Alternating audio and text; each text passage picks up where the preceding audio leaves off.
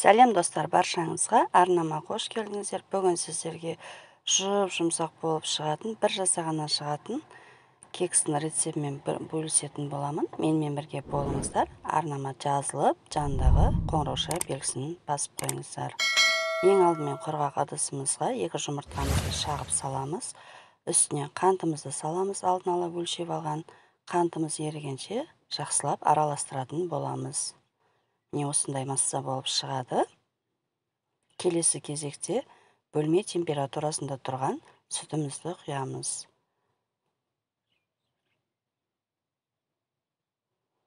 Сұйық майымызды құямыз. Келесі кезекте сұйық майымыз міндетті түрде иіссіз болуы тиіс. Бір келгі болғанша жақсылап араластырамыз.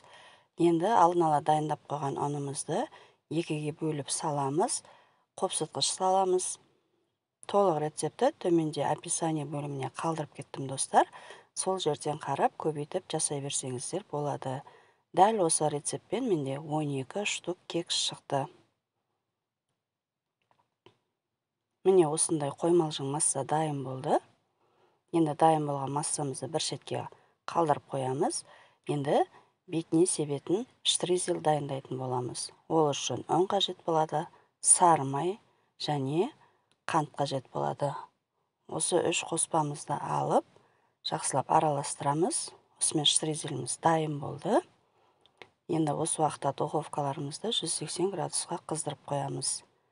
Кексіміздің формаларын алып, мен ішіне қағаз төсеп шықтым. Ол міндетті емес. Кез келген формаға салып пісіре берсеңіздер болады. Бір қасықтан массамызды құйып шығатын боламыз.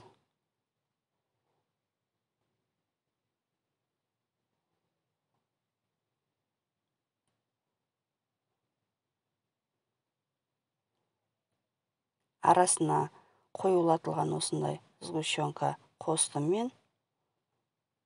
Ол міндетті емес, ерекше дәм береді. Кез келген джем қоссаңыздар да болады.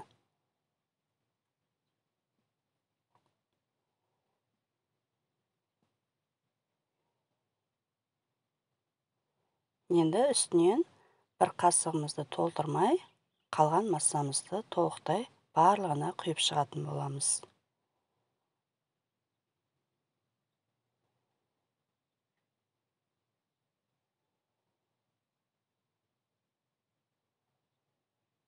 Бір-екі рет ұрғылап жүреміз, арасындағы ауалары шығады. Енді штризелімізді сеуіп шығамыз үстінен барлығына.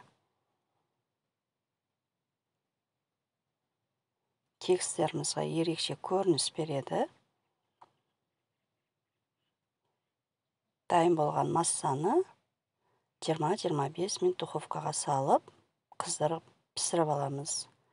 Міне қып-қызыл болып, биік болып көтеріліп, кекстеріміз пісіп шықты пеште.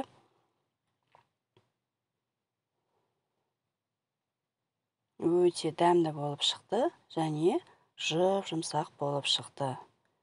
Достар, міндетті түрде жасап көріңіздер.